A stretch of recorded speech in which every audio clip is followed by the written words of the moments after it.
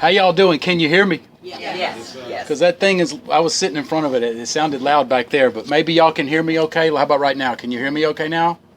I want to make sure because I know what it's like to sit there and watch somebody try to speak and you can't hear a single word they're saying. I want to do a little ice. Thank you for the warm welcome. I appreciate Julius asking me to come talk. And the food was great. I'm glad we came early.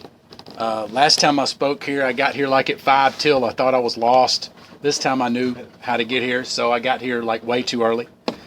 But I want to do a little icebreaker up front, as I was always told to do when I do a talk.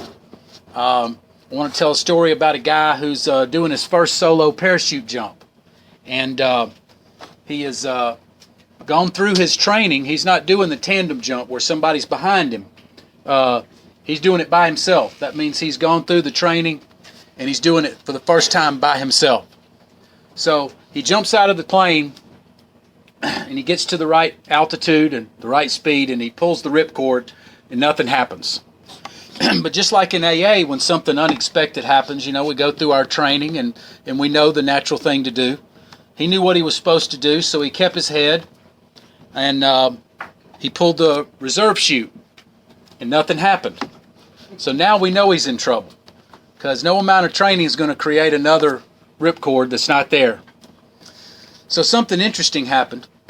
We have to suspend disbelief just for a minute that he passed somebody going the other way just as fast as he was, coming from the other direction.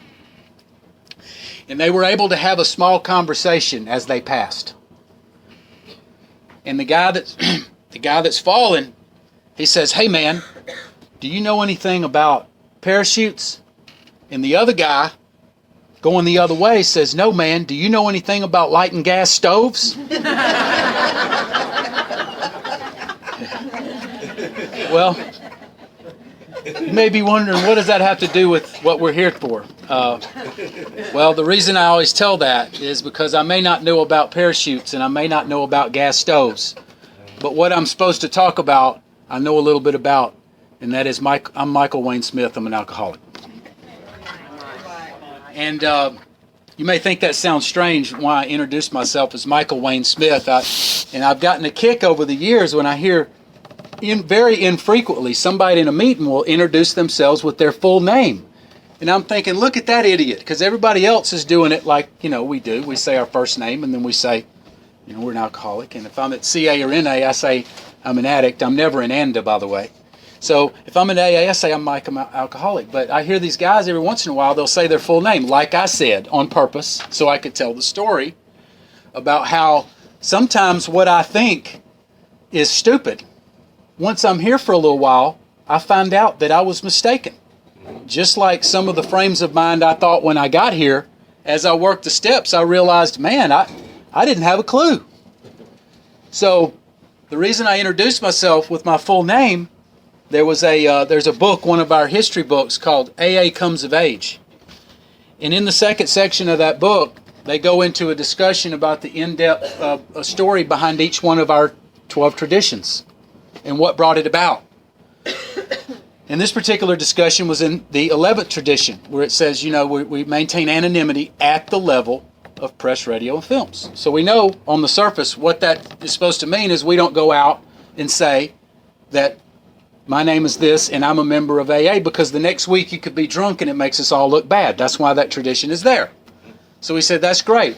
It's important to be anonymous above the level. But he said, what about below the level, at the level of press, radio, and films? What about below the level? And you're going, okay, this sounds interesting. I've never heard this before. And he said it can be just as dangerous to be too anonymous below the level. So when they wrote the book and the meetings were new, everybody introduced themselves with their full name as it was in the phone book, so we wouldn't be too anonymous to the newcomers so they could find our number and be able to call us. So now I realize that what I thought was stupidity, somebody introducing themselves with their full name, and even though I'm not going to start introducing myself with my full name, I find it interesting that they were the ones that were actually doing it right. And I was mistaken. And I would have sworn to you that I wasn't. See, so that is very interesting to me and is very representative that the change that can take place from working the steps. Some of the things that I may think when I get here I may in fact have to admit that I was mistaken.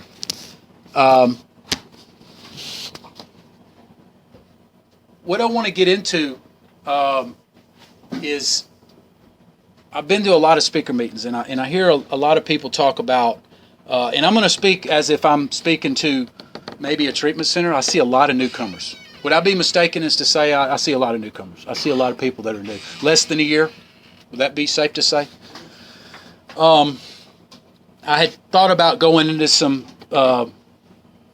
big book thumping stuff up front, but I'm going to dispense with that, not just because we're running a little behind, but because I don't think it would assist us. I spoke in Tuscaloosa. There's a bunch of old timers. Okay, that's cool. But if I start throwing these page numbers out and everything, right now it's not gonna work. So I'm gonna dispense with that. I'm gonna move to the next thing I wanted to talk about, and I'm gonna try to shorten it up so we can be finished at 9. That's what we're trying to do, right? Yeah, but if you go over, that's all right. Okay. Well, I find that interesting because I don't know about y'all, but I didn't stop drinking at 9. Oh, it's 9. I gotta go. Y'all have the rest of the bottle. Yeah, 9. Things I didn't say. Okay. So anyway, I've heard a lot of people talk about their stories, and they'll start talking about all these things from their childhood that mean absolutely nothing. So I'm not going to do that.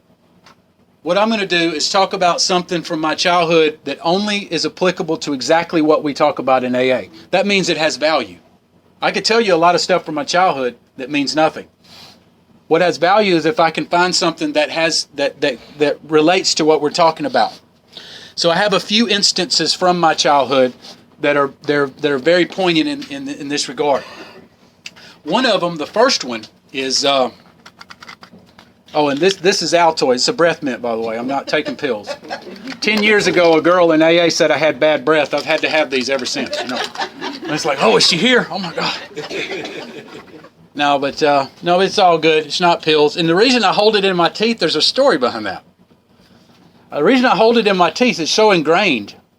I hold it in my teeth for about 10 seconds after I put it in my mouth, because one time when I first started using them, not using them, that's a terrible word, having my breath mints with me, I put one in my mouth in a meeting, and I went about my merry way, and somebody comes storming up after the meeting, pissed off. I thought, well, I've had people get upset at things I share, so I'm not sort of surprised, but they're all upset. How could you do that? And I'm like, what? I don't think I even shared at that meeting. I'm like, what is this all about? I don't appreciate you popping pills in a meeting. You triggered me. And they were dead serious. So I thought, okay, asshole, what I'll do is from now on, when I put my Altoid in my mouth, I'll hold it in my teeth and maybe hold the little can up a little bit just so you can see it's an Altoid, and then I'll start sucking on it. That way, we just solved that problem right out. And the reason it bears mentioning is because, when I got here, I understand that almost anything would trigger me. Hell, going in a convenience store, right? They got a beer cooler. And somebody would mention something, or somebody would tell a war story, and, I understand being triggered. Make you want to use, that's what a trigger is. But today, just like what I thought about the guy who introduced himself with his full name, I was mistaken about that, wasn't I? Just what I thought was triggers. Now what I realized that to me, there's only one trigger. And it's Roy Rogers' horse, and it's stuffed in Dale Evans' house. Right? Yeah. There's a horse named Trigger from a show that was before I was born, but his name was Trigger. And he's stuffed in old girl's house.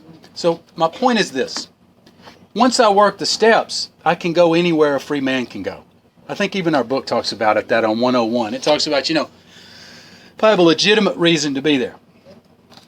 Now, I understand, if I'm new, I have no business going back up in the crack house to see how my friends are doing. I'm using that as an example. Let me just see how old Pookie's doing, or whatever. That's dumb. I have to use a little bit of common sense. and stay in safe places around safe people if I'm new. That's very crucial. But I don't know the whole story, but I know when Daniel came out of the lion's den, he didn't say, "Hey, fellas, let me go back in there and get my fucking hat." Now, I won't say the F word again, but in that little story, it actually gives it enough punch where I can get a laugh or two, which I get more laughs here on that than I did the last time I did it. The silence fell across the crowd. But I know there's some good God-fearing people here in Jasper that got that joke. A lot of people say, "Who's Daniel? What the lion? What was he at the zoo?" I mean, you're just going, just forget it. I mean, the joke has long passed, If you have to explain a joke, it's done. So the thing about it is that, let me get back into the childhood. My childhood has one instance that's so perfect for what we talk about here. I don't know about y'all. I collected, there was these stickers when I was a kid. Anybody have stickers that they like to get, whether it was football stickers or baseball cards or Wacky Pack stickers? There was these cards and stickers that I used to collect. A lot of people do it. And the kind of card doesn't make any difference, but what does make a difference is you remember on every one of those cards, at the bottom right-hand corner, it would say 20 of 200. There was a set of these things. And you could keep up with the number, and you could put them in order, and and then by the time you got down to you were missing just a few. I mean, you had to buy 100 packs because they hid those few out. I would have 20 or 30 of the same one just to finally get the set. I was absolutely obsessed with getting the set of cards. I was not okay until I had the set. I mean, it was just not okay. I was obsessed. When I would get the set, all would be right with the world for a moment. And then out would come the rubber band. I'd put it around the cards. I'd set it down, and I'm looking for the next set. And that is exactly what I was dealing with alcohol. I had an addictive personality even before I took a drink. That's the whole reason for that story. I had an addictive personality even before I even knew what alcohol was, in solid or liquid form. Because I know there's people that did other things, but the way I get around it and show respect in AA is I say solid alcohol. So that one instance is a perfect example of my childhood that has bearing on what we talk about here. Another one is going to be what I remember about one time. I'll tell this one first. I'm an only child. You say, well, what does that have to do with this? Well, one of our founders, Dr. Bob, in his story, Dr. Bob's Nightmare, he was an only child. And he says in his story, it engendered the selfishness that played such an integral part in bringing about his alcoholism. You say, well, that's a little weak, Mike, just because Dr. Bob, you shouldn't even mention it. Well, the thing about it is, the reason I use it as a vehicle to say, okay, well, I could say I come by my selfishness honestly, because the world did revolve around me. My parents doted over me completely. I didn't have to share my toys or my time or my parents.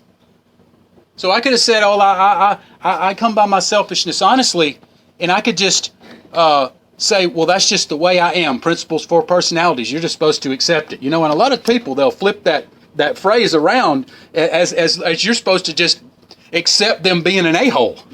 That's not what that phrase was about. What I'm saying is that I understand that I have that about me. I may have more selfishness than somebody who had brothers and sisters who was forced to learn how to share. They're going to have less selfishness than me. But I understand who and what I am. And see, it's understanding who and what I am gives me the springboard to go where I need to go. Because if I don't know who and what I have become, I don't know how to move toward what I can be. And that may sound familiar because that's on 58 in the 12 and 12 where he defines humility. Bill W. defines humility as realizing who and what I have become and being willing to move toward what I can be. So the reason that story has value is because, I have to understand these things about myself. And that's what these steps help me with. They help me understand about me, my patterns and my propensities, so I'll know what to work on. Somebody else may have to work on something that I do okay with. But I have to work on that more than the average person because I'm an only child. Another thing about my childhood that's sort of like in the same vein. There's not a clock that I can watch, so I don't want to. Okay, maybe there is a clock. Yeah, there is one. Okay. I thought about mentioning this. I think it's important. The power of words. The power of we know on 125 in the book it talks about one careless word can raise the very devil. I was about 6 or 7 years old. I was in the garage with my father. I was helping him fix something. He always made me watch him fix shit because he fixed Phantom jets in the Air Force in Vietnam. So he always wanted me to learn how to fix things, whether it be a car. He made me go out there and watch him. Whatever it was, I had to watch him fix it. So I would not be afraid to fix things. Well, thanks, Dad, because now I can fix anything. But that's beside the point. This day, I'm watching him fix something, and I don't know what it was. I knocked over something. I moved something because he was looking with his hands, and it wasn't there. And he was working on it. If you work on cars, you know you want your tool to be where you left it. And I must have moved it because he was mad. And he said, son, and this is what I'm saying. He said, son, well, I said I wasn't going to say the F word. But I have to say it because that's what he said. And the reason is because it burned in my mind. He goes, son, don't you realize you fuck up more than you fix? And that hit me hard. I was like 8 years old. And I couldn't even process that. But I carried that with me and I didn't even realize it. This thought from my father that I messed up more than I fixed. That meant and I really got the percentages out in my head. That means 51% I mess up. I mean, I really got deep with it, trying to figure it out. And what I'm saying is this is just like the selfishness. That's a part of my childhood. And I had to learn that those words were in there. And that they didn't have to define me. They did not have to define me. I think this is the first time I really was able to encapsulate why I tell that story. And they did not have to define me. And I didn't realize until recently, I think maybe vaguely sensed, just like some of the times that I was drinking, I vaguely sensed this is no good, but it didn't stop me. But I think I realized from time to time, maybe that's why I spent 25 years in school. I mean, it's just stupid. I've got 2 bachelors, I got 2 masters, I've got a doctor, I've got a postdoctoral, I'm a CPA, I'm a lawyer. I got 30 letters after my name. That's not an exaggeration. All to prove to my father that I don't fuck up more than I fix. That's the power of one word. And I didn't realize it, I mean, I never go to him and I say, Dad, do you remember saying that? I don't think it would assist me if I did that. Because I got to know that he didn't really mean it. But I know he said it.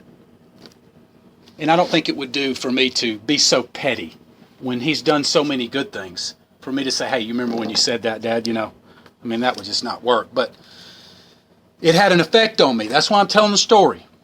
It doesn't have to define me, and nor does being an addict or an alcoholic have to define that I'm broken in every way. Because I remember, maybe I should tell this story before I go into that. I've got a outline that flows. Let me put that on hold. Let me tell you a story that goes right into what we're talking about. We're talking about being a bunch of newcomers. We're talking about some of the questions that new people would have. There's a story about when I went to the beach and I was walking to the water, and we're talking about the hottest sand you can imagine. I'm talking about hot sand now. I'm talking about it's so hot, you're going, man, this is hot. And I'm at the Rubicon, which is, it's just as far back where I was coming from as to the water. Either way I go, it's hot, And I know I got enough sense to know if I lay down, it's going to be hot all over. So I'm in trouble. There's people all over the place. So what did I do? This is a true story. I took off my bathing suit and threw it on the sand and stood on it. I was completely naked now. I'm not going to ask you how old you were. I think I said I was 6 or 8. No, it was last month. Had one too many monsters and I just did it, No, Oh my God. So the thing about it is that, what's the moral of the story? All rational thought was pushed aside. All I knew was I needed some relief. Right? The sand is high. I'm in trouble. I don't think it's a good idea to let her or them, I'm old enough to know that we wear clothes for a reason. But I did it because I needed some relief. It superseded my rational thought. And the reason that has value is because that's what I want to talk about. The answer that I wanted to know when I was new is, why did I start back? Why did I keep starting back? After I would stop, I would sing the Alcoholics National Anthem. I'll never do it again. Right? So don't even try to say you're not a karaoke singer, because we know everybody in here has sang that song. I don't care what tune it was. If we sang the Alcoholics National Anthem, I'll never do it again, and I drank again after that. But if I didn't have a problem, I wouldn't have started back. So the real question is see if where's the readings at? Where's them promises? Somebody's got them. Yeah, let me have them. That way I don't have to mess with my phone here. Yeah, that's what I need. This helps a lot. Oh man, this is great. And it's big letters too, because I am blind. When I was in law school, I started getting these terrible headaches because the law books had this tiny writing, and I was having to read, and I thought something was wrong. Went to the eye doctor, and he said, it's just because you're getting old. You need some readers. And I got some readers, and it was so good. I mean, it made the words where I could read it. That was like, oh. So reading this little phone is tough sometimes. So why did I start back? And it's more than just like the doctor says in the doctor's opinion. We drink essentially for the effect. The sense of ease and comfort that comes at once. It's much deeper than that. It's much deeper than that. And I didn't realize it. I'm going to read it. The answer to why I kept starting back is tied integrally to, why did I take my bathing suit off? He needed some relief. So I'm going to read to you in a special way what alcohol and drugs used to do for me.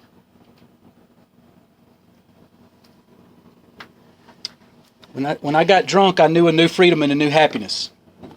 When I got loaded, I didn't regret the past nor wish to shut the door on it. When I got high, I comprehended the word serenity and I knew peace. When I got drunk, no matter how far down the scale I had gone, I could see how my experience could benefit others.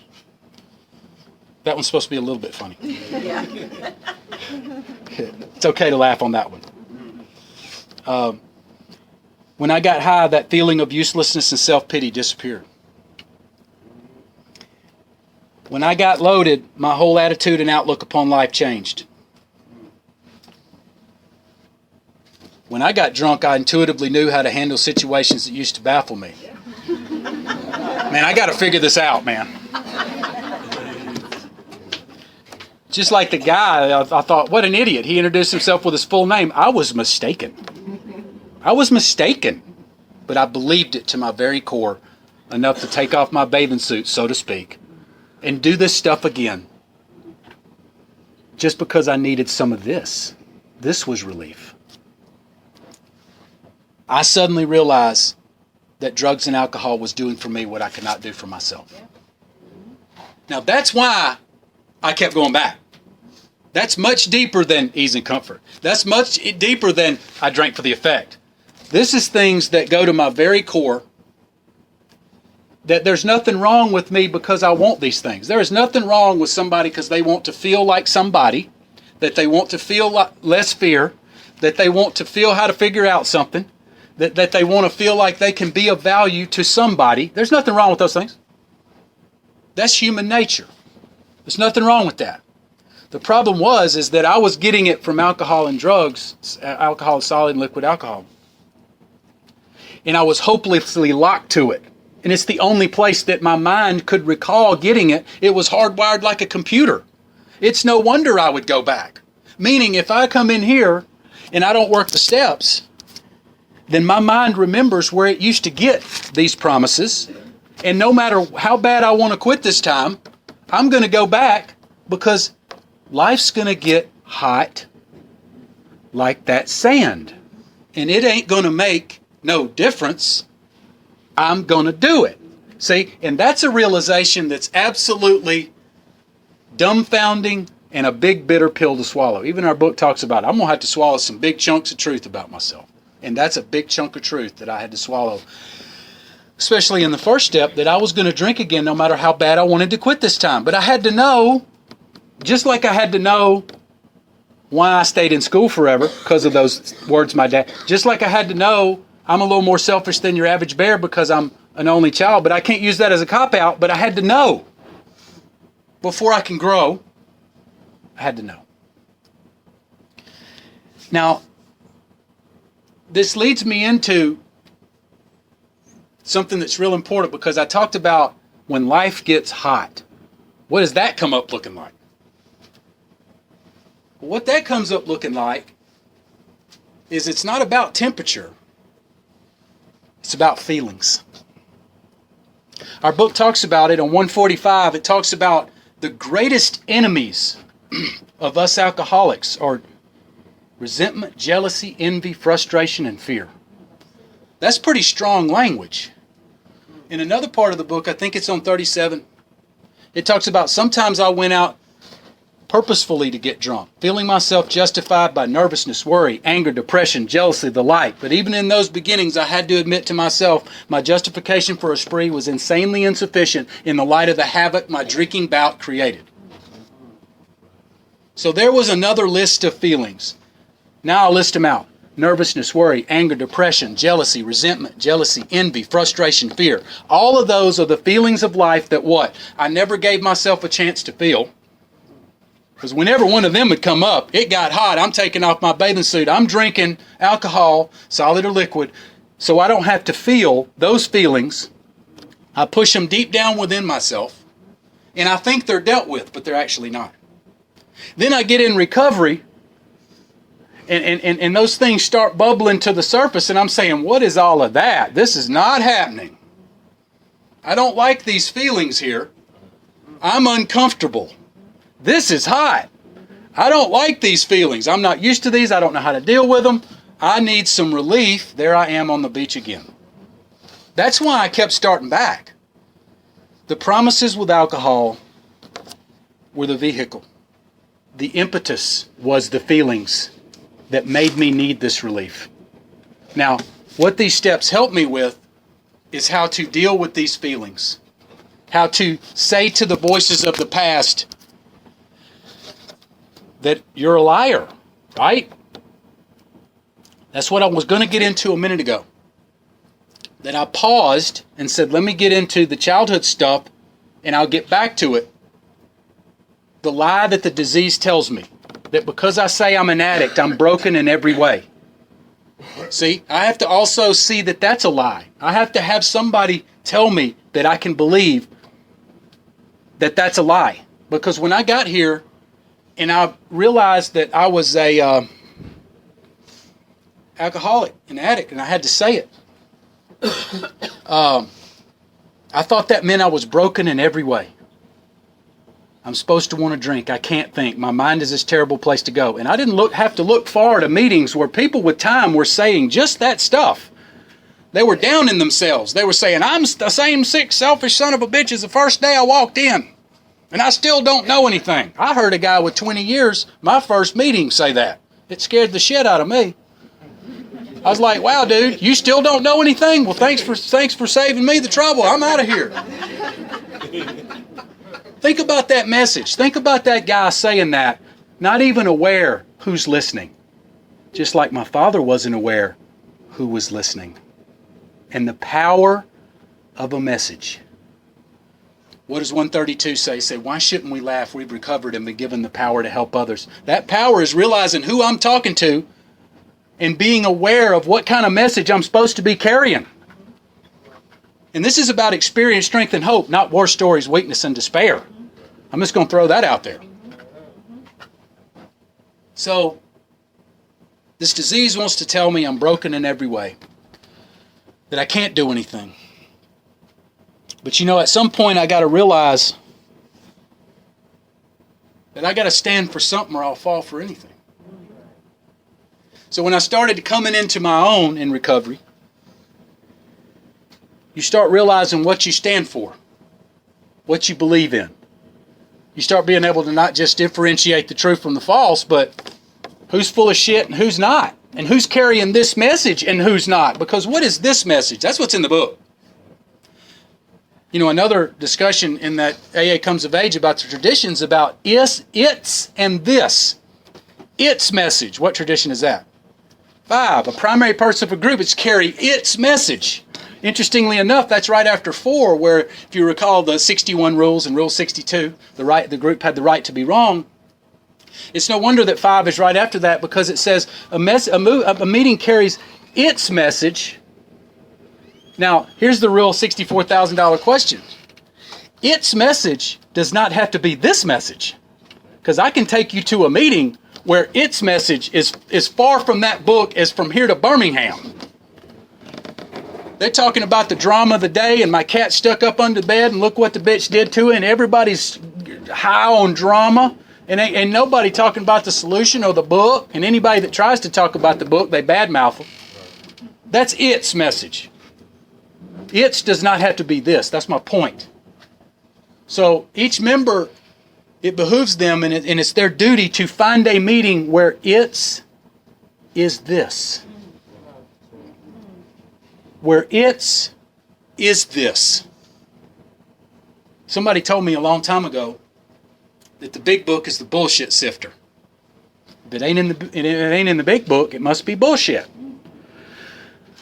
Now, I know there's nuances to every story, but what I'm saying is that what I started doing was taking one of those pocket 164s and a pocket 12 and 12. I went into every meeting. When somebody would talk about the book, I would pull it out. I started finding out people were saying things that was in the book that wasn't in the book. People were twisting things that was halfway in the book, but that ain't what it said. I'll give you one example and then I'll move on. Since you're probably wanting to know, what's a good example of that, Mike? Somebody will say, my worst day in recovery is better than my best day using. How many times have we heard that? 1,000 times. But that's not in the book. What is in the book that they took and twisted? It's on 42 in Fred's story where he says, my way of life in the past was by no means a bad one. I wouldn't trade its best moments for the worst I have now. Yeah. That's what it says.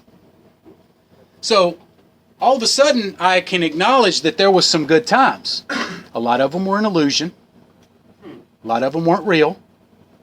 Just like A Vision for You talked about, conviviality, companionship, a colorful imagination, not so in those last days of drinking. I made myself believe it was actually better than it really was. Chestnuts roasting on an open fire. I ain't never even seen nobody roast a chestnut.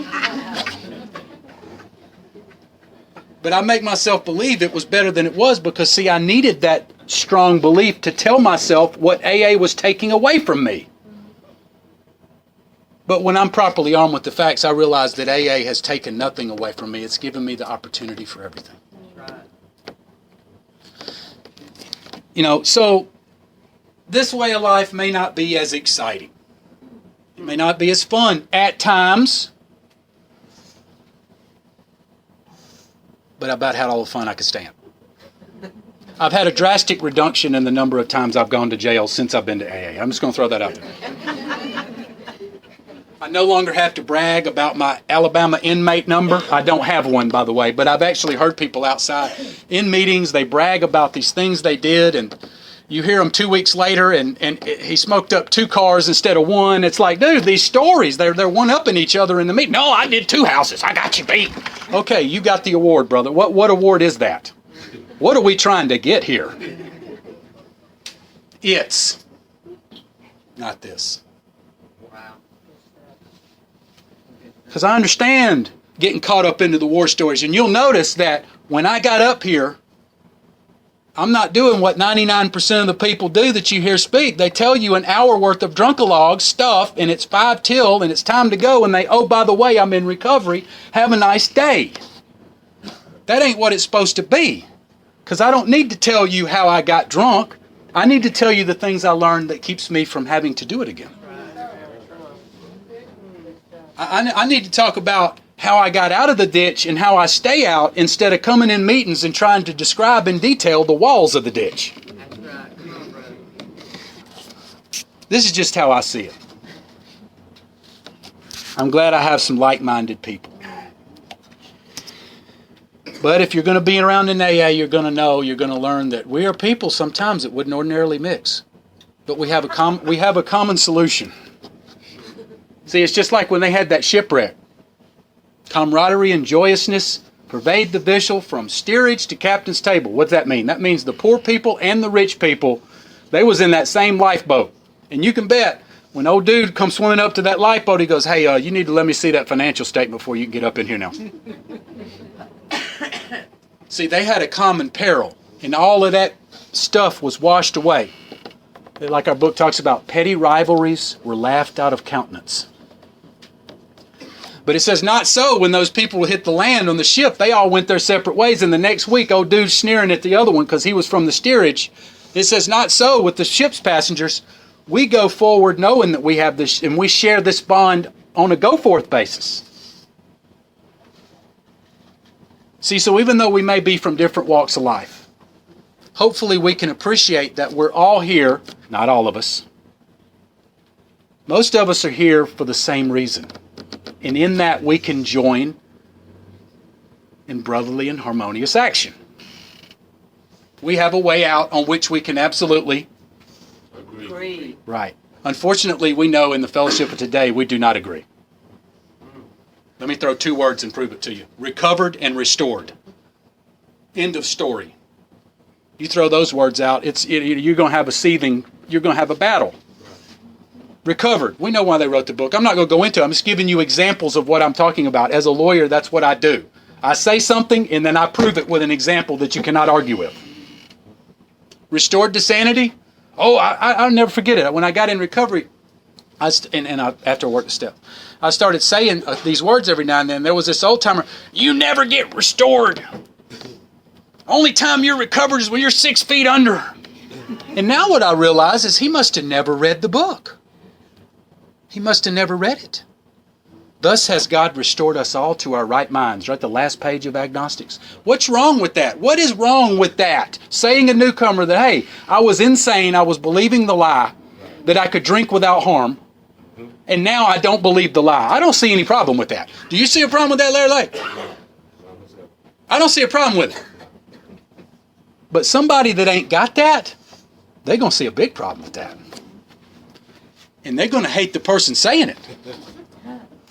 They want to kill the messenger because they don't look at the fact that they can't spell steps, let alone worked one. This is more than about sitting in a chair getting this thing by osmosis. That's the reason I want to say that. Sitting in this chair at a meeting is not going to turn me into a recovered member of Alcoholics Anonymous any more than sitting in the middle of a garage is going to turn me into a Toyota. Yeah. Yeah, just because I go to a PTA meeting don't make me a parent. Something's got to happen. We know this.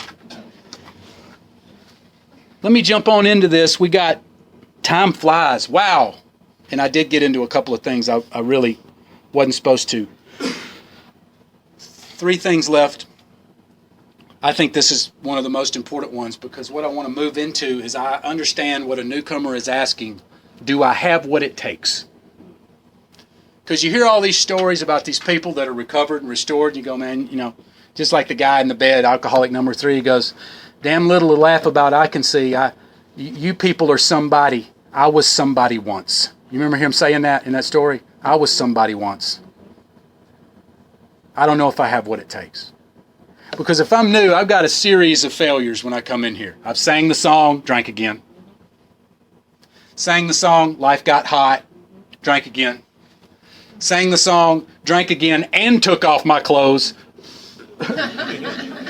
All in the same night for different reasons, And then they say I shouldn't regret the past. Hold on a minute now, baby. There's some things that happened. Even our book talks about we shudder to think we may have been observed. And that's true. But in total, Just like it said, I wouldn't trade its best moments for the worst I have now. I don't want to trade what I have now for all of that bad. And in that, I must not regret it. That's right. Good stuff. So, and this really ain't, and that's, I appreciate it, this really ain't my stuff, is it? Because I ain't saying nothing that ain't in the book, am I? But God has given me a gift and ability to speak. And I have a good time doing it. And I could speak for another hour just like this because we ain't even got started. I'm telling you, I could go 3 hours just like this. If we went through the steps, you'd have your books out with highlighters. We'd be having a grand old time up in here. But we have limited time, and I want to talk about a joke by Richard Pryor. You see, I'm still holding it in my mouth. And I don't even need to, because you know it ain't popping pills. See? Anyway. It's amazing the power of a habit. And it takes me, the steps, and God to break that habit that I had. I can't do it by myself. But I can't look to God to just do it either, right? Big G, I'm going to let you do it all. If I'm starving, I can't lock myself in a closet and expect God to shove an Oscar Mayer through the keyhole. I'm going to let you do it, Big G. See, God's going to do for me what I can't do for myself, but He's not going to do for me what I can. And you can write that one down. So, do I have what it takes? There's a joke by Richard Pryor that does it best, and he's an old comedian. When I used to have actual plastic records, I know a lot of y'all don't know what I'm talking about. Record. Vinyl. 45 or 33. 33. It's an LP, right? 45. I got Candyman by what was I got? Candyman can. Who was that? Sammy Davis. I got the 45 at the house.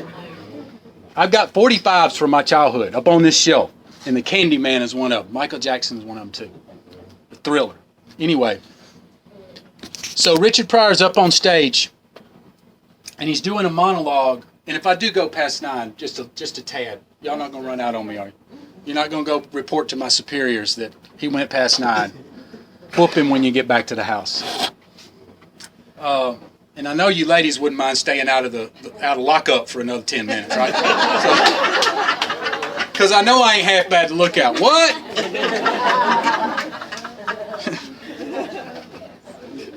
I have lost 30 pounds in the last 12 weeks. That's a fact. How? I took the AA weight loss program, and that's one of the things that I had to take out of this talk because I don't have enough time. There is an AA weight loss program in the book. I mean, I know y'all are just like on the edge of your seat, and I would love to share it too. I mean, it's the bomb. Should I share it? I could do it in 5 minutes. No, let me do Richard Pryor first. He's on stage. He's playing a guy who's trying to get a job. But he's up there by himself, so he's playing the guy that's reviewing the resume, and he's playing himself. So he's playing the guy that's reviewing the resume, and he said, Mr. Pryor, I don't know if you're responsible. I don't know if you're dependable. I don't know if you're what we're looking for. I just don't know. I don't know if you're dependable. Then he says, what do you mean I'm not dependable? For the last 5 years, I've had a $500 a day drug habit. I ain't missed a payment. That's right. That's right.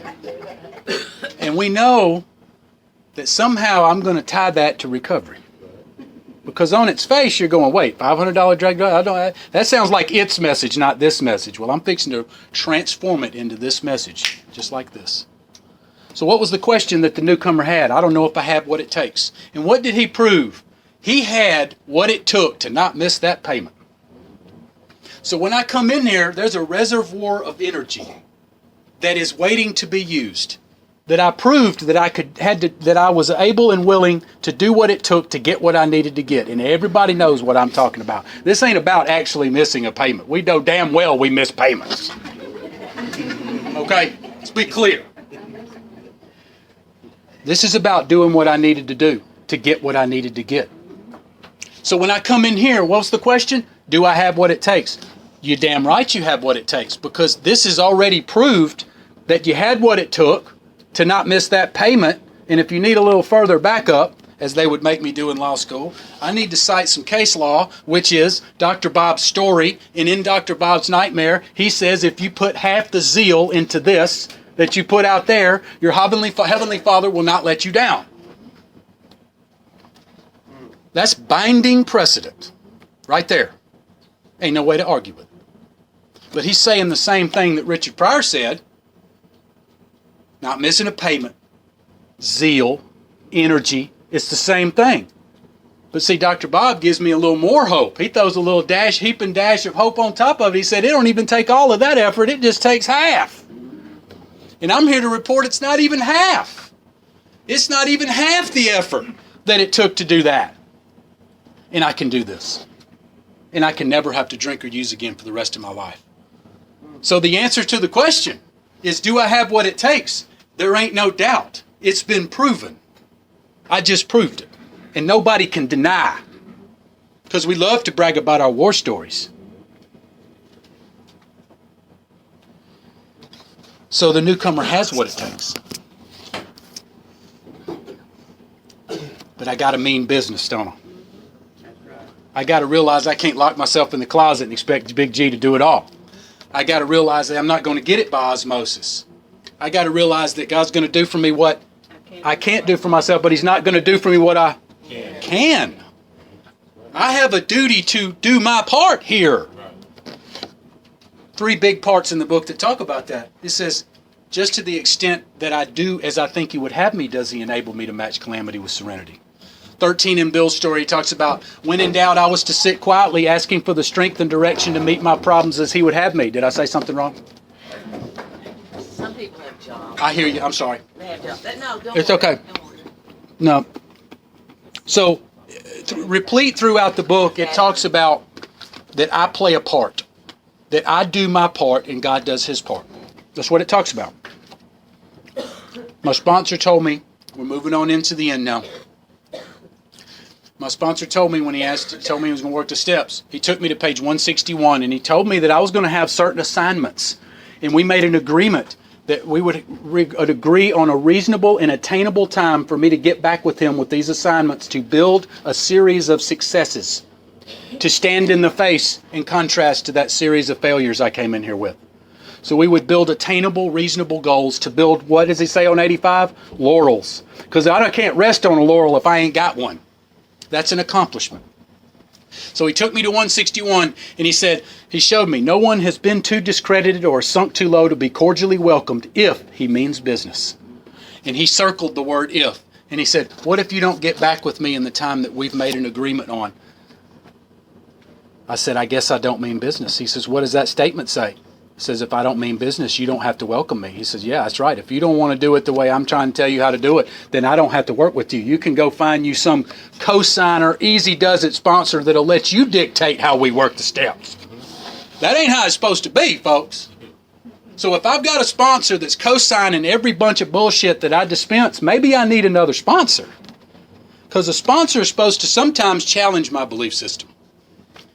It's supposed to make me think, right? Doesn't our book say maybe it's time for us to look at this from an entirely different angle? That's what I'm talking about. And I need somebody who's properly armed with what? Facts to do that. Not somebody that I say, hey, where's that in the book? And he goes, what? I don't know, or Google it. No, No, you're supposed to know the answer. See, there we start seeing that there's a duty here. Joe and Charlie said it. What was it? It was no. It was Bill W. that said it. We have a duty to give an accurate presentation. We have a duty to every newcomer to give an accurate presentation of the program. Joe and Charlie says it. They said, those of us who have recovered have a duty to come in meetings and say what we need to say, regardless of what people think about. Because if we fail to do so, we turn AA over to the sickest of the sick, and we would wonder why it doesn't work anymore. So yes, sometimes it would be more convenient for me to not say some things in a meeting that I know is going to ruffle some feathers. Because after all, even though I'm a few up on in years, I still want to talk to her after the meeting. I don't want to piss her off, whoever she is. But I got to say what I need to say. Because lives are at stake. And I've said a lot of things in here that some people may not be happy with. Look, I know this.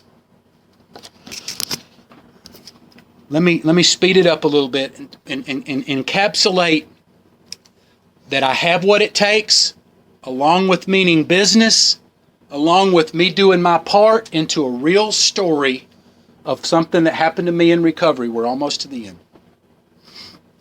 I call this one my first beach trip. My first beach trip. All right, now everybody's got to do firsts in recovery, right? Because I got to play that first game of pool sober, right? I got to go dance at a club the first time sober.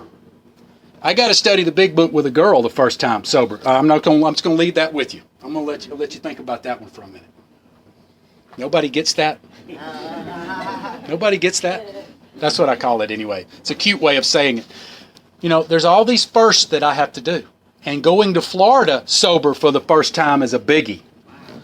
That's right. Everybody's got to go there sober. Wait a minute. I never went to Florida sober. And where are we going to go? Let's go to PC. Okay. That's the first thing that comes to your mind. Because who do you want? You don't want to go to some geriatric convention beach where they're out there with wheelchairs and walkers. And if it was a nude beach, you'd go, please put that on. I mean, Lord. I actually have been to the French Riviera in Cannes, and some of them ladies, they had no business being on that beach. I'm just going to throw it out there. But I went there sober. I was dating a French girl at the time. But anyway, so this was even before that, and me and my buddy were going to go to the Florida the first time, and it's going to tie everything that I've been talking about in one story. Us doing our part, God doing His part. Energy, me doing my part. So we thought, well, where are we going to go? Let's go to PC.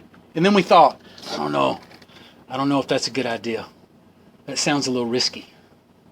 Just like Jim, Whiskey and Milkman, the ominous warning that he failed to heed.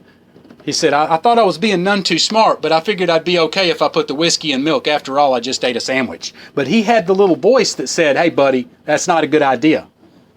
I had that still small voice. God told me way back then, just like before I broke in that house to get some more money to get some solid alcohol, He told me, this is not a good idea, Mike, but I broke in that house anyway. And now being a lawyer, I know that the statute of limitations has run on that, so y'all can go tell anybody you want to. I don't even care. Shout it from the rooftops, baby. I did have to go make amends to that cat, though, and talk about some scary stuff. But our book talks about we must not shrink. So we said, maybe that's not a good idea, so we decided to go to Gulf Shores, the Granny Beach, at the time. We were going to get a tent. We borrowed a tent from my father. We were going to go camp because we didn't have no money. We were kids. I was 22 then, which I'm clearly not now. But so we show up at Gulf Shores, still a little scared because we know damn well you can get beer in Gulf Shores too.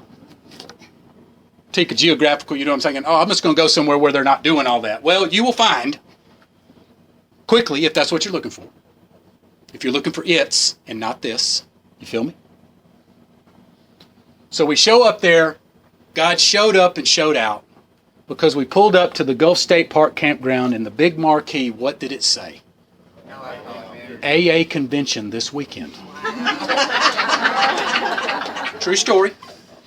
And this is back when me and him only went to CA and NA because there was only old people in AA. So we went to CA and NA for a couple of years. Because it said AA, hey, we went. Because we knew it was in a safe place. The word asylum in Webster's dictionary is defined as a safe place. And I look back on my past and I voluntarily committed myself to an asylum called Parkside back in '87. It was a safe place, but it wasn't until I got in AA and worked the steps that I realized what was wrong and what the solution was and how I thought some things that I was mistaken about. The guy, his full name, other things. So the reason I want to tell that story is because we did our part. We did some good common sense. We didn't foolhardily go to Panama City. That would be like Daniel coming out of the lion's den and going back in and getting his hat. We did our part, right, by going to Gulf Shores, using some good common sense, and God did His part. He put an AA convention there. See, that is a perfect example that ties the last 5 things I've talked about All in one nice little package in a real example that actually happened to me. If we do our part, God will do His. But He's not going to bless no bullshit and let me keep acting a fool. And at the same time, the lower power don't want to sit idly by. He's not going to sit idly by while my life is going good without trying to throw me a curveball either. So if we want to get into the other book, I must put on the breastplate of righteousness so I can fend off the fiery darts of the wicked one. We know we're talking about Ephesians. We're talking about the big book. This is where this big book came from. That's all I'll say about it. But the more I've been around here, the more I learned that there's nothing to be afraid of, that these concepts are nothing new. Remember me saying a while ago, is I'm not really saying nothing new. This stuff's been around. I'm just thankful that somebody came up with our book that says it in terms that I can understand. Because somehow all them these and thous and all of that stuff turns me off sometimes. And that leads me into something real important because, I used to think I had to say all these fancy, ornate prayers like my mom could. She knows the Bible as good as I know the big book. And she say these fancy prayers. And I'm here to report that just like it says on 32 and the 12 and 12, the answer to the riddle has to do with the quality of one's faith rather than its quantity. If I say one prayer and it's short and I say it with sincerity and I really mean it, it could mean more than 10 long prayers that I'm not even thinking about what I'm saying, and I'll prove it to you. How many times have you been at the end of the meeting and everybody's circled up and you say that prayer and I ain't no more thinking about them words, I'm thinking about talking to her. That's what I'm talking about. I need to be sincere. Even if I say, God grant me the serenity, and I'm sincere, it's more value of that end of the meeting prayer when I ain't thinking about nothing but something else. That's what I'm talking about. So I don't have to say the stuff that my mom can say. So if you're new, you don't have to get scared by some of this stuff. It's about sincerity. The last thing I want to hit is called attain, maintain. I tell you, I'm going to leave this out. I'm going to leave it out. I'm going to say it in a very quick way. I'm not going to go into attain, maintain. It's too much big book stuff. It's too heady. It's not time for that. The point is this. I've seen so many newcomers. They get things back. I got things back. I came in here. Oh, this is perfect. We'll leave that off and we'll do it this way. Let me just say this. What brought me here is not going to be what keeps me here. What brought me here was threats. I lost my license. She's not talking to me. I had a court date. Everybody's had these things. I had a slip to sign. So you come in recovery, you don't even got to work the steps. You're going to have a drastic reduction in the number of times you go to jail. You come to some meeting, she's going to start talking to you again. She ain't studying if you're working steps or not. What I'm saying is, one by one, those things, I'll get them slips signed. I'll come to 10 meetings a day and I'll be playing crossword puzzles on my phone, not even listening. But I'll get that slip signed and I'll report to my superiors and they'll say, okay, you've signed enough slips. What I'm saying is all these reasons that I came in that I thought was my problem will rectify themselves very quickly. And then if I'm not careful, and I've seen thousands of people do this, well, all this stuff's fixed. It's all good. I got this back, I got this back, I got this back.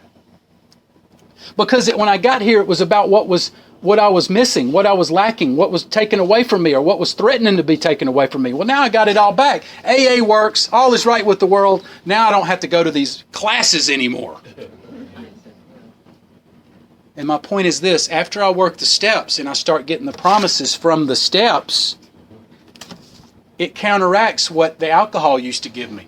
See, I get the promises from the steps now. It's no wonder I don't have to drink anymore. See, when I got here, all I could hear was you telling me, you can't drink again for the rest of your life.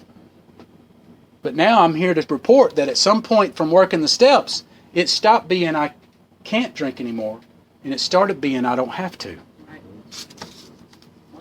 And I said, what brought me here is not going to be what keeps me here. What brought me here has long since been fixed. I've gotten all my slips. I've got my license back, which was revoked when I got here. My first year and a half, I was walking to meetings. I had to go take the driving test again, like a child, the little book. Well, I got that back too. But what I'm here to report is that what keeps me here is none of that stuff. It's the good stuff that keeps me here. What brought me here was negativity and threats. What keeps me here, and this is what makes this really a red letter program. This is not hellfire and brimstone. This is not Old Testament stuff. There's no threats keeping me here. We don't do well with threats. I don't know if y'all know that or not. Yeah. We do not do well with threats, baby. But I stay here because of the good things that I get. That's why I stay here.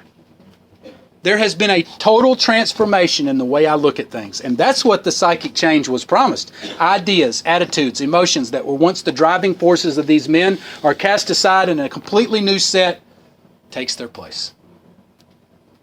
So if you're new, please get into the steps and know that you've got the promises from somewhere. If you don't work the steps, you're going to get them again from there, or you're going to get them from here. If you get them from here, you can't expect God to do it all.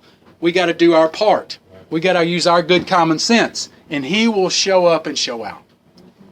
I got to realize that what brought me here is not going to be what keeps me here. And I'm going to work these steps, and I'm going to start being able to appreciate the things that the program gives me rather than focusing on the things that I thought it took away.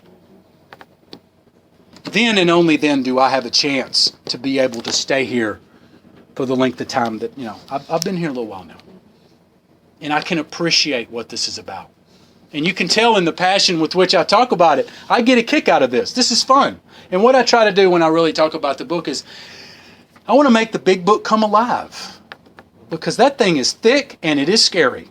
And until somebody opened it up and showed me this cool stuff, and I didn't get to do the AA weight loss program, but I have it recorded and it's on my YouTube channel. And if you want to hear the AA weight loss program, Julius will give you a link to it.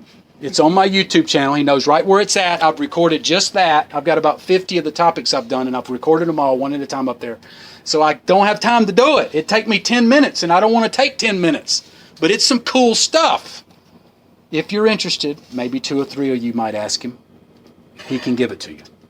So when I see somebody that can make this thing interested, I get excited about it. And I've gotten excited about it. And I hope that there's been 1 or 2 people in here tonight. And I saw somebody open their book and take a little notes. I know of one person. They're listening. They're saying, I'm going to check this guy out. I'm going to go to this page and I want to see if he's lying. And I encourage you to do that. And when you do that, all of a sudden the big book has come alive for you because you have looked somewhere you would not have looked. You have asked yourself questions you would not have asked. So when you leave here tonight, you're going to be asking yourself questions from different things that I've said because you're going to go, that sounds interesting, but I'm not quite sure if I buy it. But I guarantee you, the more you think about it, you'll be going,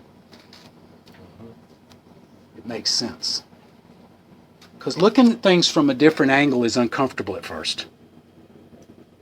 But then once I look at it for a minute, I go, man, how could I not see that? But it took somebody stepping out and telling me the truth instead of co-signing my BS and telling me what I thought I wanted to hear. So I want to end my talk with the same thing that I always end, and I did go a little over, but we didn't start till like 12 after. You're right. It's true. And it's only 15 after, so I'm not doing that bad, for real. I still could have gone 3 hours, but that's cool. But there's a step that it says at the end. It says if I've had something, I have to say something. And it's about the newcomer. It's for the newcomer. Having had a spiritual awakening as the result of these steps, I tried to carry this message to alcoholics. And if we look at the original manuscript of that step, before they changed it, it says, having had a spiritual experience as the result of this course of action, we tried to carry this message to others, especially alcoholics, and to practice these principles in all our affairs. So the benefits of these programs and it working in my life translates to more than just people in these rooms. My family members see it. The people I come in contact with, surely they appreciate it. Because if you're new and you think, well, I don't know if I could be of service, let me break it down for you. If you're in here, you're not breaking in somebody's house. And by doing that, you are being of service. And they are glad that you are being of that service because you ain't breaking in their house right now. So from the very beginning, the absence of the chaos and negativity that I can bring is being of service. Now later on, it will take on a new meaning. But for right now, I want to end the talk with, like I promised, I've had a spiritual awakening as the result of these steps, and I'll pass.